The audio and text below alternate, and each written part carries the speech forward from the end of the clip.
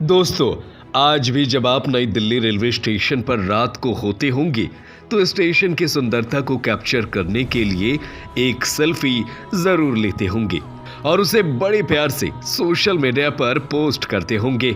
यकीन मानिए, जल्द ही नई दिल्ली रेलवे स्टेशन सहित आपकी पूरी दिल्ली पहले से ज्यादा सुंदर और सिस्टमैटिक दिखने वाली है। सेंट्रल गवर्नमेंट दिल्ली में कुछ ऐसा कर रही है जिससे ये सब जल्द ही संभव होने वाला है।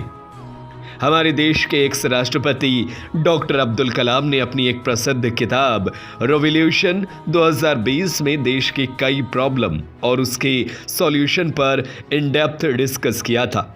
इस बुक में एक चैप्टर इंडिया में तेजी से हो रहे ऑर्बनाइजेशन के बारे में था।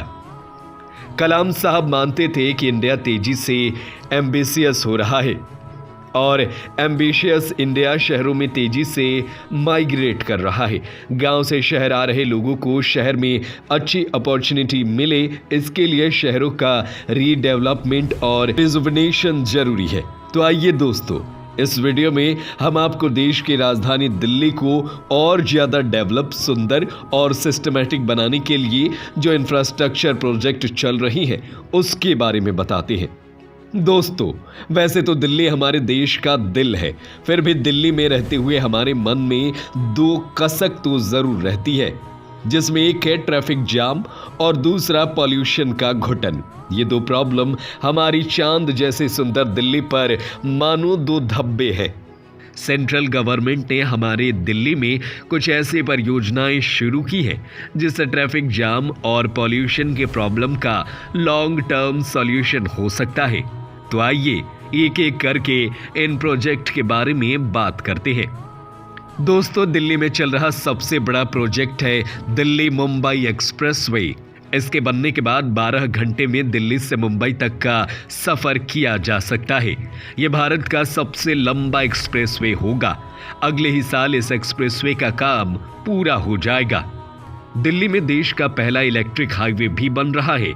यह इलेक्ट्रिक हाईवे उत्तर प्रदेश, हरियाणा, दिल्ली और राजस्थान को जोड़ेगी। इस पर चलते चलते गाड़ी चार्ज होती रहेगी। अभी इसका ट्रायल चल रहा है। इस प्रोजेक्ट के ऑपरेशनलाइज होने के बाद शोर, धुआं और प्रदूषण में बहुत ज्यादा कमी आएगी। मजे की बात यह है कि अगले ही साल Delhi Jaipur electric highway operationalise हो जाएगी। पॉल्यूशन की समस्या को दूर करने के लिए यह इलेक्ट्रिक हाईवे एक मास्टर स्ट्रोक साबित होगा।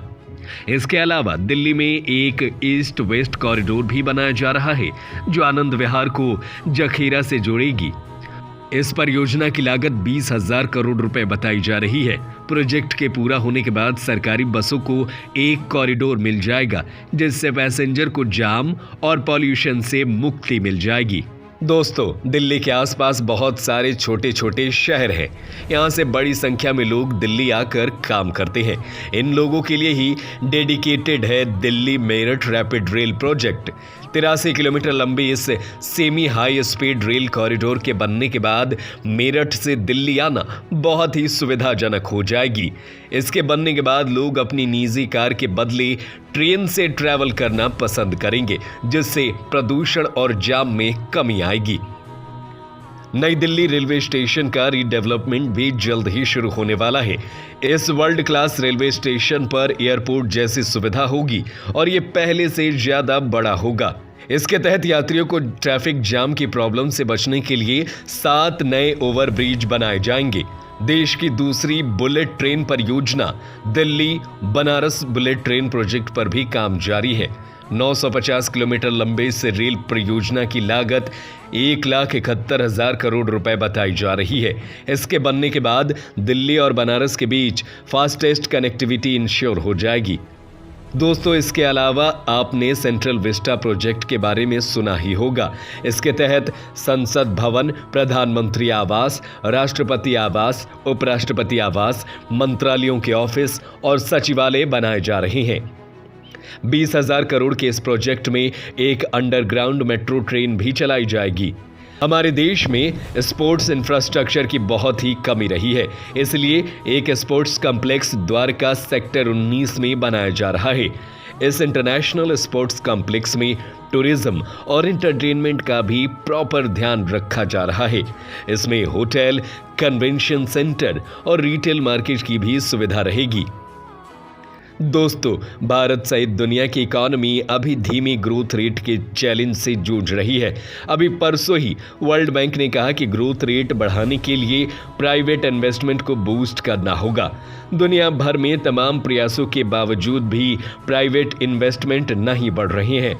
ऐसे में भारत सरकार खुद आगे आकर निवेश कर रही है ताकि प्राइवेट इन्वेस्टर को भी इंसेंटिव मिले। सरकार इन प्रोजेक्ट के जरिए दिल्ली के डेवलपमेंट के साथ साथ प्राइवेट इन्वेस्ट को इंसेंटिवाइज करके ग्रोथ रेट को भी बूस्ट करना चाहती है। इन डेवलपमेंट प्रोजेक्ट के माध्यम से बड़े लेवल पर जॉब क्रिएशन के साथ साथ इकोनॉमी में ह्यूज डिमांड भी क्रिएट हो रहा है, जो इंडियन इकोनॉमी को एक बैकिंग दे रहा है। वैसे इस खबर पर आप क्या कुछ कहना चाहेंगे, और दिल्ली में और कौन कौन से बदलाव होने चाहिए जिससे दूसरे शहरों से जाने वाले लोगों को फायदा हो सके, इस पर आप अपनी राय हमें ज़रूर बताएं।